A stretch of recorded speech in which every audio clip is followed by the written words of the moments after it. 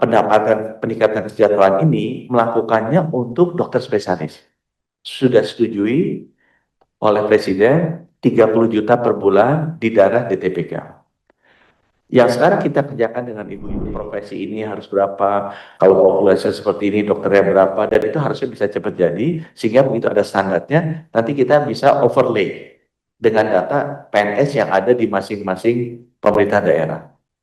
Dengan demikian, kalau ada nanti rekrutmen baru atau pengangkatan formasi PNS, itu kita pastikan tidak akan menjadi beban si kepala daerahnya nanti ke belakang. Seperti yang sekarang kalau saya dengar tuh banyak sekali yang menjadi beban. Karena uangnya habis untuk bayar gaji sehingga mereka tidak memiliki room untuk melakukan proyek-proyek pembangunan. Ya. Itu yang sebenarnya sedang kita lakukan Bapak Ibu, dan saya berharap mudah-mudahan itu akan segera selesai. Ya. Saya mungkin langsung ke halaman berapa ya. Kalau halaman 29 ini saya rasa kita udah tahu semua. Halaman 30 ini lebih ke perlindungan tenaga medis dan tenaga kesehatan yang kita udah tahu. Saya lebih senang sebenarnya masuk ke ini aja Bu. Ke halaman 35, 35, 35. Jadi nomor satu, inisiatif yang akan kita lakukan segera kalau bisa sebulan ini bisa selesai adalah dengan 3 kementerian tadi duduk untuk menentukan standarnya seperti apa, sehingga kita bisa buka formasinya, termasuk planningnya kira-kira sampai 5 tahun ke depan seperti apa. Bapak Ibu kan pernah lihat kebutuhan dokter sama dokter spesialis kan, dengan adanya panduan itu kita tahu kira-kira kebutuhannya berapa. Nah sekarang yang kita mau lakukan itu untuk seluruh formasi rumah sakit dan seluruh formasi di puskesmas dan pustu, sehingga kita dapat. Nanti kita overlay dengan data yang ada kita sekarang, gapnya kita lihat berapa, dan di jenis tenaga kesehatan apa, sehingga pengisiannya nanti nggak ada yang under, nggak ada juga yang over, ya supaya tidak memberikan beban yang terlampau banyak ke para pemerintah daerah. Nah, yang nomor dua, memang kita juga akan melakukan adjustment dari remunerasi. Bapak Ibu memahami bahwa remunerasi ASN itu kan standar. Jadi nggak mungkin Kemenkes berubah sendiri, pasti ada dampaknya ke yang lain. Nah, kita sudah berhasil untuk pendapatan peningkatan kesejahteraan ini melakukannya untuk dokter spesialis. Sudah setujui oleh Presiden 30 juta per bulan di daerah DTPK.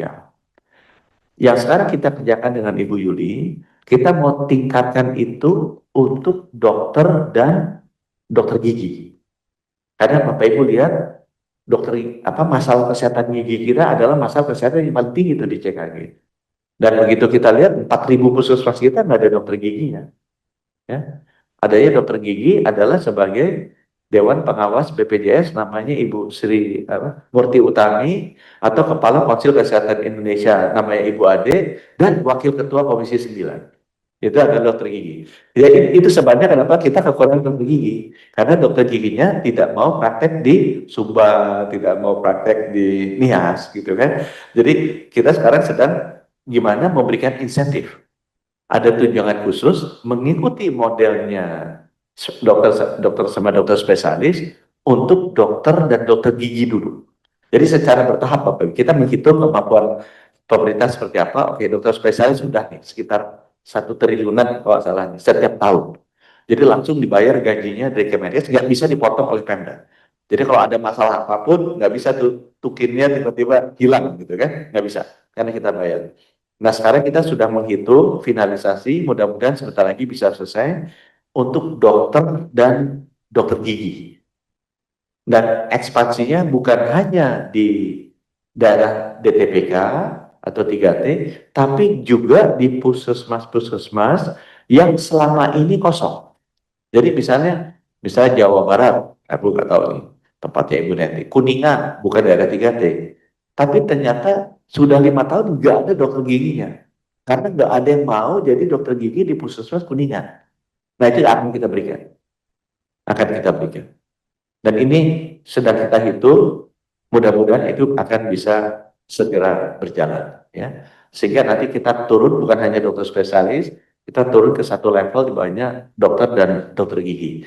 Dan nanti kita akan lihat Kalau misalnya ada tenaga-tenaga kesehatan seperti radiologi, radiolog, atau misalnya psikologi klinis yang kita mau dorong, itu nanti mungkin bisa kita masukkan juga nantinya sesudah pemenuhan yang dokter dan dokter gigi ini. Dan saya tekankan di sini ke teman-teman, ini harus dibikin variabel dan direview setiap tahun.